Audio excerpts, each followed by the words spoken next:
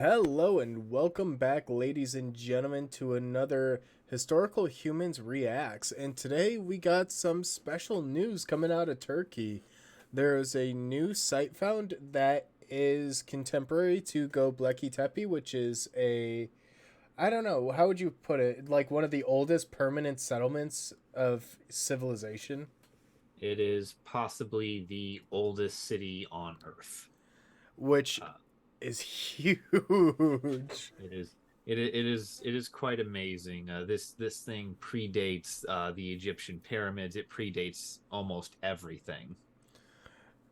And by And predates, it goes back to about 11 to 12,000 years ago. So a yeah, pretty sizable chunk amount of yeah, time. yeah. This thing can date as far back as 10,000 BCE. So it is magnitude is orders of magnitude more ancient than almost anything else we have access to. This is the dawn of human civilization we are looking at. So it's a very big deal when you find anything here, much less my personal favorite of all the things they found here, which was um, a set of steles in one of the pit structures. And steles are often these very elaborate carved stone slabs, sort of just these oblong stone pictures that people have carved. And to make them requires an impressive degree of stonework and masonry capability. That just seeing the evidence for that there is just always very fun for me. Seeing people make stone things. Well, and that's one of the things there. Specialization of skill is one of the key signs of quote unquote civilization because when agriculture is invented across the world, it means that people no longer have to be mobile for their food and no longer have to go through these intense, rigorous activities to get food. They can live a more sedentary and more like in place lifestyle. And this is when we start seeing cities start pop up, is when there is a food surplus, because then people don't need to focus on food production. There could be a specialized sect in the society. So to Yeah. see skilled craftsmen tells you that there's enough food surplus to feed skilled artisans and craftsmen that wouldn't have been present in a hunter gatherer society. Yeah, and additionally to that point, these stelae, they're not just decorative art stones that were put around. This is actually one of the earliest instances of humans making what you might call decorative architecture. These steles were used as pillars to support the roof of the building they were found in.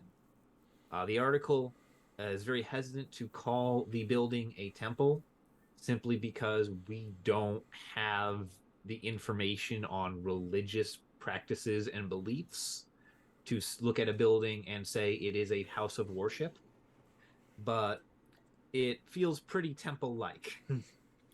It feels like there is definitely a strong spiritual community here.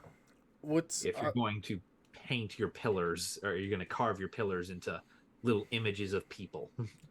It also is very mind-boggling for me just to think that this is a pre-pottery Neolithic settlement. So like they didn't even have pottery around this time. So to have that level of skilled craftsmen, and Neolithic is new stone, quite literally. So it's a very quick turnaround, honestly, in one of the oldest settlements on Earth. Well, not on Earth, just the oldest permanent city. Yeah, I should very carefully select my words there because that is vastly incorrect. yeah. Permanent, permanent and semi-permanent settlements are great distinctions just in of themselves, and also from just human existence. But yeah, I don't know, but it's something interesting. They're always finding new things and they're always coming across something that almost rewrites the history books. This isn't super earth shattering, but it's very neat to see something that is contemporaneous to one of these oldest permanent settlements. yeah, and it's definitely like that. And this settlement is called Griefilla, I believe. Yeah, Uh, Greyfia Göbeklitepe, and Hoyuk. what I find interesting about this is uh, Göbeklitepe is this major permanent settlement, this ancient settlement on the Euphrates.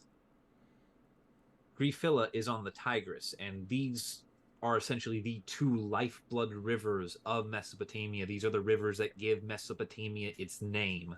And these are the rivers that make it a cradle of civilization. So it's very interesting to see that the sister city isn't developed further down along the Euphrates River line, but has in fact jumped across Mesopotamia to the other major river.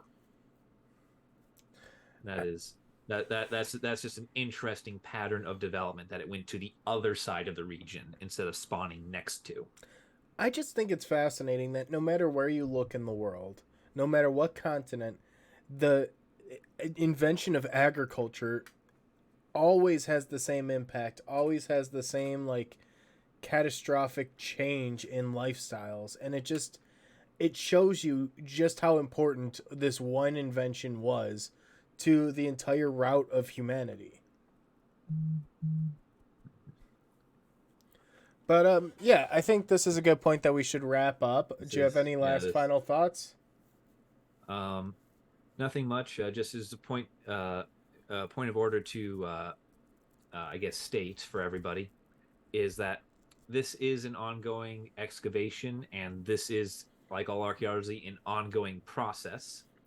The archaeologists at this site have been working for 4 years and have uncovered 2,687 artifacts just to get to the point where we are able to have this article and bring it to you now. It is, it is the long process of archaeology. It has been intensive, and it is still going. And also takes time to get accurate dates back. You want to get various samples. You want to get numerous different samples so you could tell if there's different layers. There's a lot of very nitpicky things that you could get into, but you could say with pretty good confidence that the dates that they're offering are pretty well vetted and pretty Yeah, well researched. yeah. And my point is just the monumental effort that is being put forth to uncover this information. Yes. This is not some weekend excursion or a 5-man team. This is massive, and we hope to see more from it. Yeah, but if you guys enjoyed this kind of video or want to see more content like this, be sure to drop a like down below and to subscribe. And we'll see you guys next week.